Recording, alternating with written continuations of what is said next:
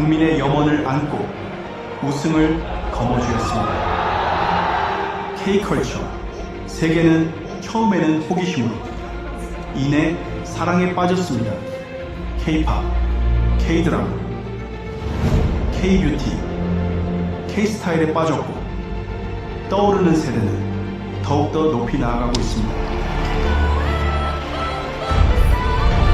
한국의 황금기를 향해, 그리고 AI 엔진, 엔비디아 GPU로 구동되는 새로운 종류의 AI 팩토리와 함께 AI 혁명이 도래했습니다. 한국은 반도체에 이어 이제는 AI 인프라를 구축하고 있습니다. 삼성, 현대, SK부터 네이버와 LG에 이르기까지 디지털 트윈, 스마트 로봇, 스마트 팩토리,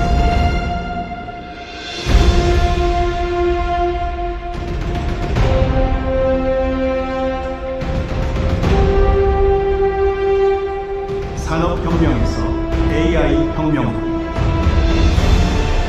한국은 새로운 미래를 만들어가고 있습니다.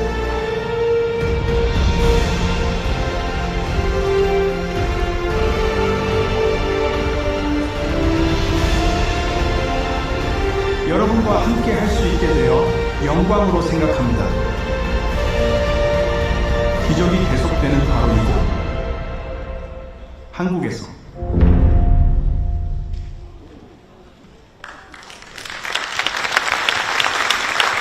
Ladies and gentlemen, please join me in extending a warm welcome to Mr. Jensen Huang, CEO of NVIDIA, up to the stage.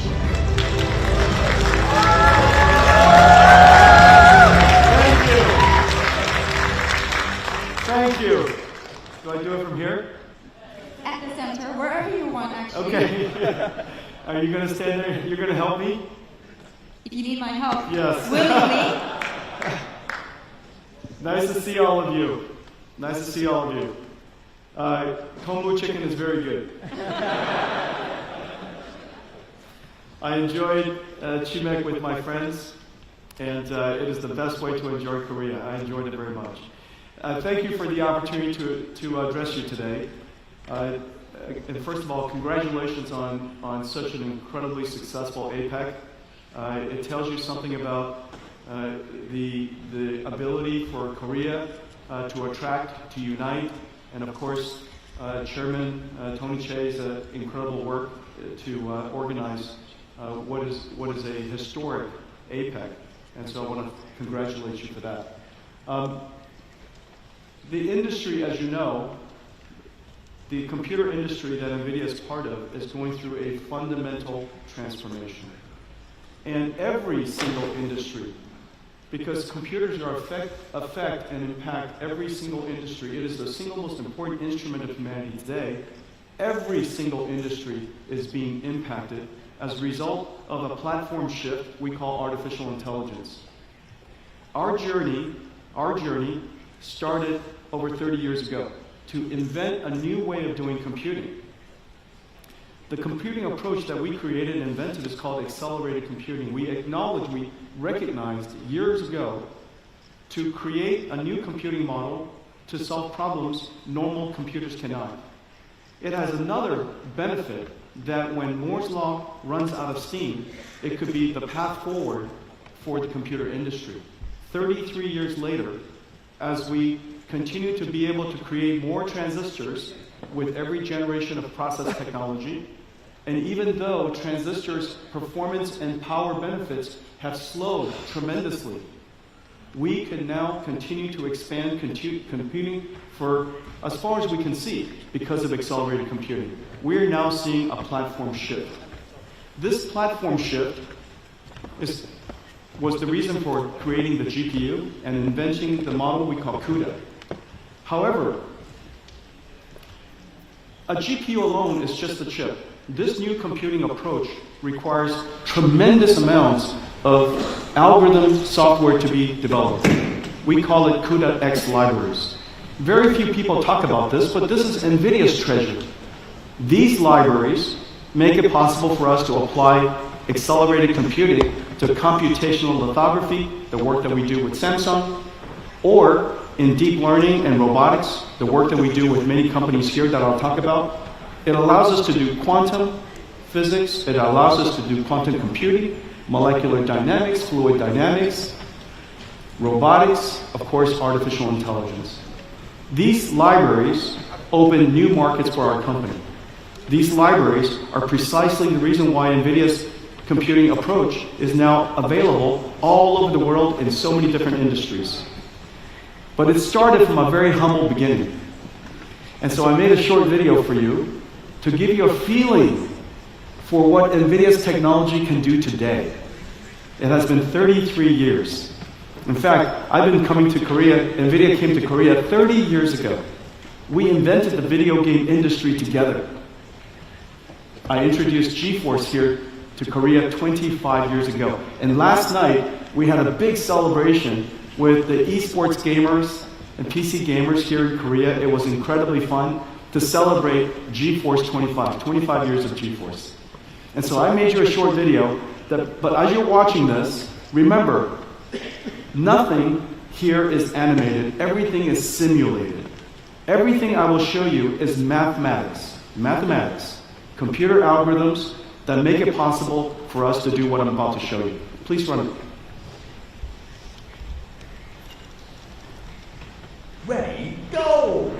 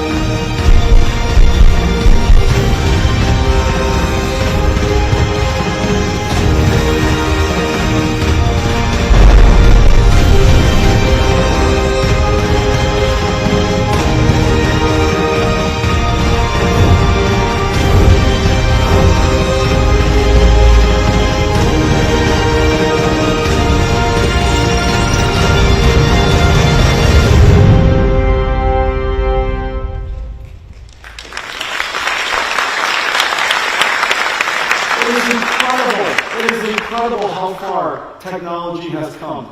And what you saw just now is fundamentally a new computing approach. One of them is called accelerated computing, but you are also seeing artificial intelligence.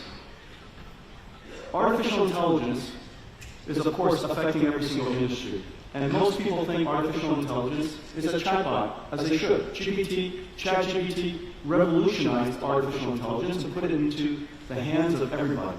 However, artificial intelligence is many things. And I'm going to tell you what it means to you, what it means to the industry that we're in, so that you have a feeling for how you can engage artificial intelligence. First of all, artificial intelligence is a whole new computing platform.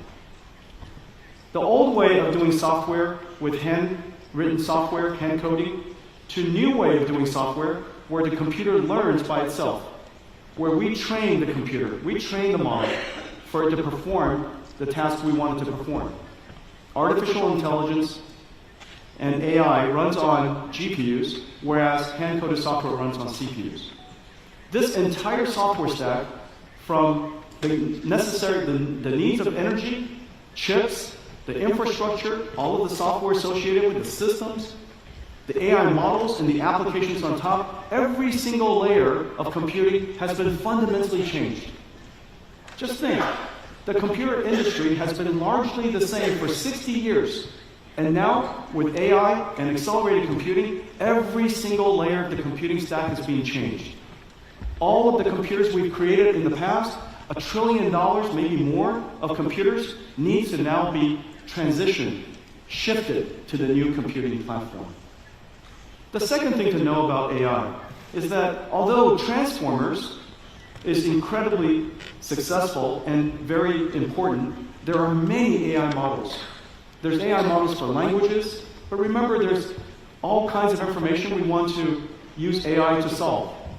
It could be AI for chemicals, proteins, physics, quantum physics, different fields of science, even AI for robotics, AI that understands the physical world.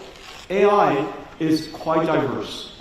The number of algorithms necessary to encompass all of the world's different AIs is incredibly vast. ChatGPT and chatbots is one of them. But the beautiful thing is with all these different AI models, we can therefore revolutionize many applications in many industries, which is the reason why we are seeing AI affecting literally every single industry in the world. There are no industries where intelligence is fundamentally not necessary.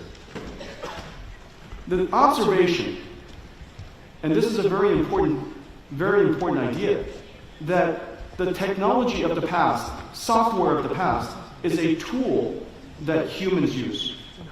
Excel is a tool, web browsers are tools, PowerPoints are tools, these are very important tools, but these are tools used by humans. It's no different than a car that is used by humans, it's no different than screwdrivers and hammers that are tools used by humans. But AI is work. AI performs work, which is the reason why everybody realized that AI has the ability to address the largest technology industry in history. The tools industry, the IT industry we know of the past, is a few $1 trillion. The AI industry AI can address $100 trillion of the world's industries, make it more productive, help the GDP grow. And then one more idea. Artificial intelligence, unlike software, artificial intelligence needs a factory. This is the first technology that transforms energy and on a continuous basis, applying a computers that NVIDIA builds, these GPU AI supercomputers, to generate intelligence for everybody to use. Each single token is generated based on the context of the time and based on the questions that you have for the AI. What that means is the world is going to have an enormous number of these AI factories.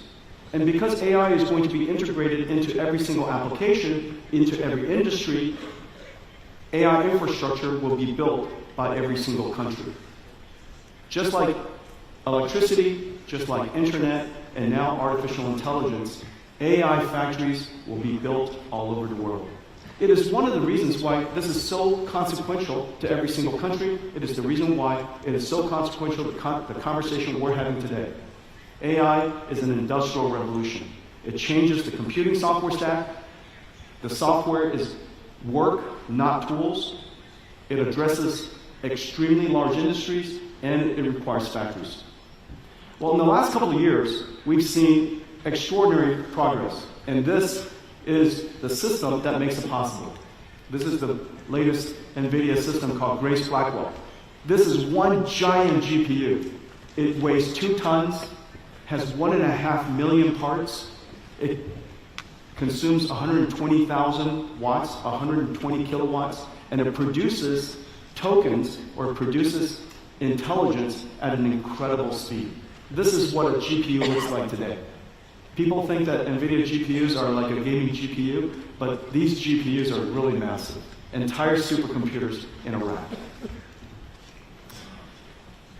Probably the question that most people ask me is, what changed this year? You might have seen that although AI has been growing quickly, NVIDIA has been growing quickly, but in the last 6 months, it seems the growth has really accelerated quite substantially. There's a reason for that. In the last couple of years, AI has made tremendous progress because we can now reason and think and solve problems that we have never been trained before to solve. AI now has what is called 3 scaling laws.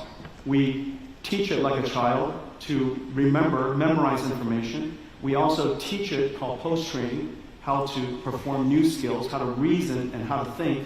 And then during inference time, the AIs today don't just respond with memorized answers, but it responds by thinking first. The quality of the answers has improved tremendously in this last year. As a result, more people are using it because the answers are better. You can use it to solve more problems. When the answers are better, more people use it. When more people use it, the amount of computation necessary continues to grow. So the way you teach an AI, the computation is quite substantial. The way you use an AI today, the amount of computation is quite substantial. But the important thing is this. Because these tokens, these intelligence that are being produced are so good now, customers are paying for it. The tokens have become profitable tokens. This year, AI became profitable. And when something becomes profitable, you want to manufacture more of it. Just like when you're manufacturing chips and wafers and DRAM, if the manufacturing of those chips were profitable, you want to build more factories to create more chips. Now that the AI is profitable, we want to create more factories to generate more AI. We have now achieved what is called the virtuous cycle. The AIs get better, more people use it, it makes more profit, create more factories, which allows us to create even better AIs, which allows more people to use it. The virtuous cycle of AI has arrived. And this is the reason why you're seeing the world's CapEx going so fast. There are 2 fundamental things that are happening. The first is a transition, as I mentioned, from general purpose computing to accelerated computing. Moore's law has really run out of steam, so we need another way of doing computation. NVIDIA's accelerated computing is the foundation layer for that. On top of accelerated computing, AI has now achieved the virtuous cycle, which is the reason why all of a sudden we're seeing the amount of CapEx that companies are building is growing so substantially. This is going to happen here in Korea as well. Well, the reason why I think this is such an extraordinary time for Korea is, of course, during a platform transition, it's vital to any technology industry, it's vital to any industrial nation. However, for Korea, this is an extraordinary opportunity because in very few countries in the world do you have 3 fundamental, essential, necessary qualities in order to succeed. The first is you need software. Software expertise is one of those skills that Korea has abundance of. Deep technical and science capability, and third, manufacturing capability. When you combine software and AI, technology, and manufacturing, you have the opportunity to really take advantage of robotics. This is the next generation of physical AI. And you can see NVIDIA working in the robotics field all over the place. This is humanoid robotics that we're doing with Figure. This is the work that we're doing with Caterpillar, turning themselves into a robotics industrial company. This is agility, logistics robots. This is Johnson & Johnson, surgical robots. But the technology has now reached a level where we are starting to see robotic systems all over the place. We're also seeing entire factories become robots. This is a factory that NVIDIA is building in the United States for our own AI supercomputers. And we're working with technology companies throughout the world in order to create a robotic factory. The entire factory is a giant robot. And inside this robotic factory, it will orchestrate robots that are working together with humans, with all of us, and they're going to produce products like self-driving cars that are robots. So robots orchestrating robots, building products that are robotic. This is the future of artificial intelligence. And I think that this is an area that is just so incredible for Korea because you have all of the capabilities. You have the deep technical capabilities, you have software capability and artificial intelligence capability, and you also have such an incredible manufacturing base and industrial base. Well, this week, we're announcing several really terrific partnerships, extension of our partnerships. I've been working here for so many years, we have so many different friends. Naver, for example, was one of our earliest partners, and they partnered with us to create the world's third large language model. And that large language model was Korean. And they were one of the first customers of ours in building a supercomputer here in Korea. This week we announced that Naver NVIDIA will expand our GPU infrastructure here in Korea by 60,000 GPUs.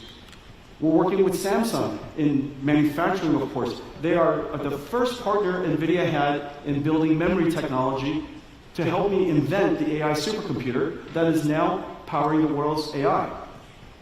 We manufacture HBMs here. We, of course, partner with Samsung on manufacturing chips.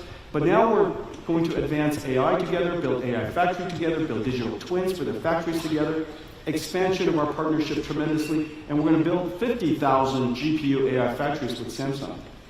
Working with SK, at the SK Group, of course, with HBM memory, but also in creating digital twins of their factories, and we're going to build 50,000 GPU AI factories with SK Group for their AI factories. And then Hyundai, we partnered with them to build autonomous vehicles, but their factory will become digital twins, and inside these factories will become robotic factories, orchestrating robots, building cars that are robotic. And they're building 50,000 GPUs for their AI factory.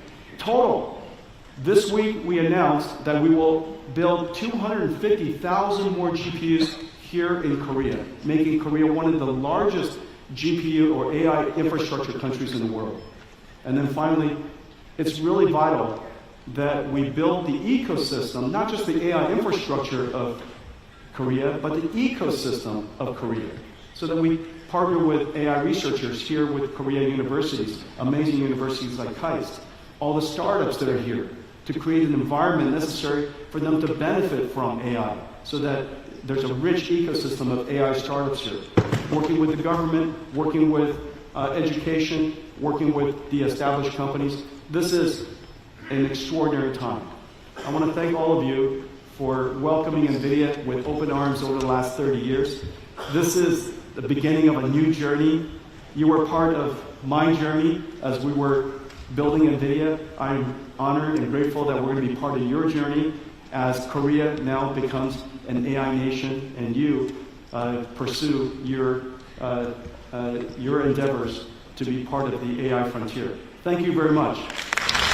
Let us extend our deepest appreciation to Mr. Jensen Huang of NVIDIA for the invaluable insights and perspectives shared with us today.